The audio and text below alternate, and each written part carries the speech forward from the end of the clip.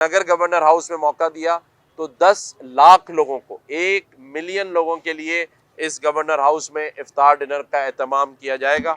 कई सालों से यहाँ पर रहने वाले, यहाँ पर तरक्की पाने वाले या तो अपनी रिहाइश से महरूम थे और या फिर ऐसे घरों में रह रहे थे जिसे ऐसा डिक्लेयर किया गया था कि उसमें रहना जानी नुकसान दे सकता है।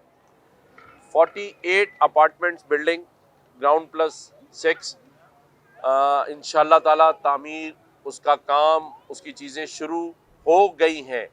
आज अभी से यहाँ इस तामीरात का अमल जारी और सारी रहेगा। अल्हम्दुलिल्लाह वो स्टे ऑर्डर मैंने ख़त्म करवा दिया, दोनों फ़रीक़ीन के दरमियान बैठ के सुलह करवाई। मकसद सिर्फ यही था कि जहाँ से आदमी अपना सफ़र शुरू कर रहा था, वो जो कहते हैं कि हाउस इन ऑर्डर ही नहीं है कि जहाँ लोग रह रहे हों उनके लिए कभी किसी ने कोई ज़रूरत और तवज्जो ही नहीं दी।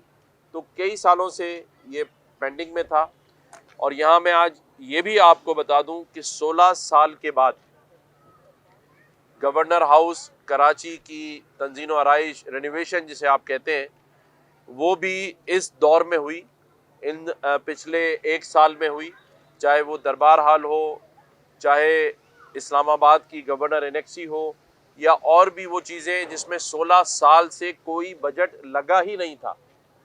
तो अल्हम्दुलिल्लाह हमने उस तमाम बजट को जो एलोकेट किया जाता है गवर्नर हाउस के लिए, उसका सही इस्तेमाल किया।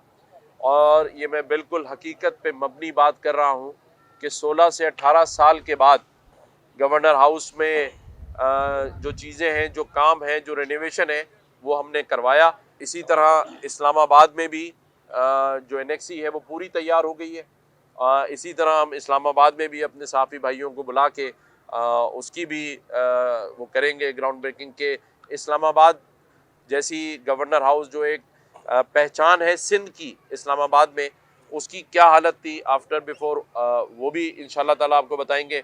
राब्ता कमेटी और उसके तमाम लीडरान ने मुत्तफ़िक़ा तौर पर ये कहा है कि हम गवर्नर सिंध MQM का होगा और MQM का ही गवर्नर अभी मौजूद है, वही कंटिन्यू करेगा। मैं इस पर राब्ता कमेटी का और उसके तमाम लीडरान का शुक्रिया भी अदा करता हूँ। असल बात सिर्फ वही है कि अगर आज ये बात की जा रही है तो उसके पीछे ये मेरिट है कि जो 1 साल में और सवा साल में हमने किया है। लेकिन मैं यकीन से कह सकता हूँ कि मेरी कोई ज़ाती ख्वाहिश नहीं है।